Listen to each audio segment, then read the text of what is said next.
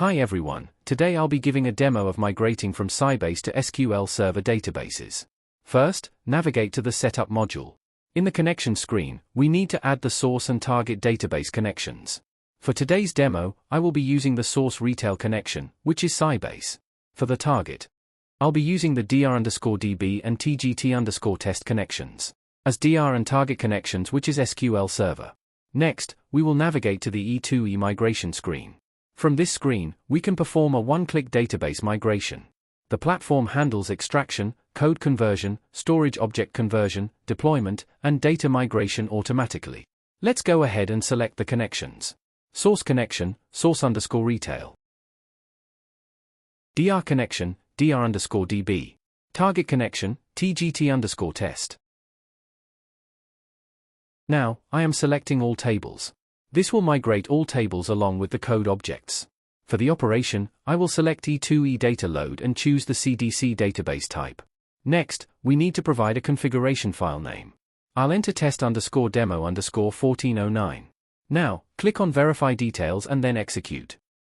Once the migration starts, we can monitor the progress in the E2E migration status screen. The Reports section displays reports generated after the extraction and conversion processes are completed. This is the extraction report, which shows procedures, functions, triggers, types, primary keys, unique constraints, foreign keys, and not null constraints. This is code object report. Here we see object name, object type, and status. And this is storage object report. We can see the object name, matching count, and non-matching count. Currently, one view has failed during deployment. This view will be handled through the conversion agent. If any storage object or code object is not deployed successfully, it can be redeployed using the conversion agent. Next, let's look at the manual conversion screen under the code migration module. If we need to make any changes to the code objects, we can use this screen, where both source and target code are available for review. As shown, 20 procedures have been deployed successfully, while one procedure has not been deployed. We can also access and compare both the source code and target code here. Now let's look at the conversion agent. Any code objects that were not converted or deployed are processed by the AI conversion agent. In the conversion agent status section, we can monitor the object status throughout the process. Initially, the status appears as in progress, and once processing is complete, it changes to completed. Previously undeployed object is shown as successfully deployed, confirming that the conversion and deployment were completed successfully. If any object still cannot be resolved here, we can use the code debug agent, which works at the statement level and makes it easier to identify and fix conversion issues. Now that the conversion activities are completed, let's move to the data migration module and monitor the migration progress. To check the data migration status, navigate to the job agent screen under the data migration module.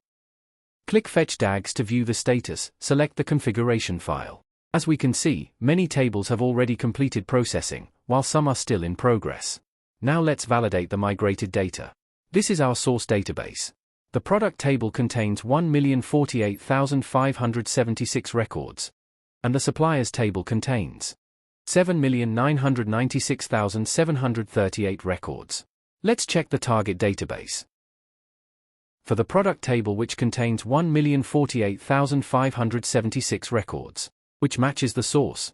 For the suppliers table, 7,996,738 records, which also matches the source. Returning to the job agent screen, all DAGs have now completed successfully. Finally, let's navigate to the dashboard.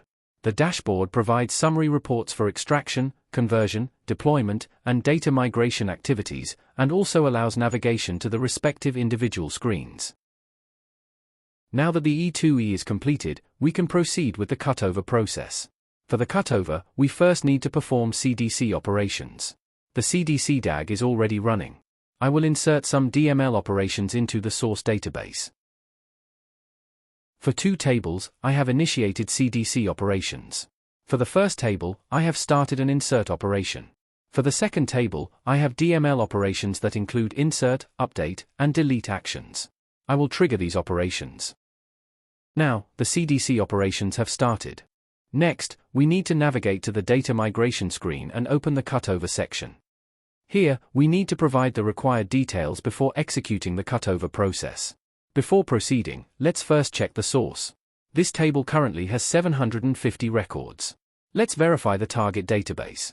As you can see, all CDC changes have been reflected successfully in the target. Now, we will execute the cutover process. Once executed, we can monitor the cutover status here. As you can see, the cutover agent has started, followed by the CDC lag process. The cutover steps are executed sequentially until the process is completed. The report shown here is from a previously executed cutover. It includes the summary, table details, column counts, and row counts. Now, let's move to the testing module after the assessment and conversion phases, which consists of two main components, workload and test cycles. The workload module includes workload create, workload deploy, and workload copy. These processes are used to create test cases. Now, let's move on to the test cycles module, which validates migration accuracy and currently supports Cycle 1, Cycle 2, and Cycle 3. Cycle 1 is independent of workload capture. It generates the required synthetic data to test the code.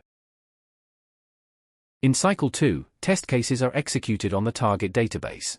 The system captures results, identifies successful and failed executions, detects performance issues, and presents the findings through reports. In Cycle 3, test cases are executed on both source and target databases. The system compares insert, update, and delete operations along with the resulting data values, and generates reports to validate migration accuracy and data consistency. This completes the overview of the testing module. Next, we have the DBA module, which provides centralized administration features for monitoring databases, managing users and roles, and automating operational tasks. One of the key features in the DBA module is the SQL Server DBA agent, which serves as an intelligent assistant, continuously monitoring database health, analyzing performance issues, detecting blocking and slow queries, and providing actionable insights to database administrators. Next, we have the DBA monitoring dashboard, which offers a consolidated view of database health, performance metrics, migration progress, and operational reports through interactive visualizations. The role screen simplifies permission management, while users enable secure access control and administration across the database environment. Now, let's move to the performance tuning module. This module helps identify and resolve database performance issues through automated analysis and optimization recommendations. The agent provides AI-powered troubleshooting assistance. Long-running queries and log explain help identify and diagnose performance issues. Index tuning, duplicate index, and index monitoring optimize index usage.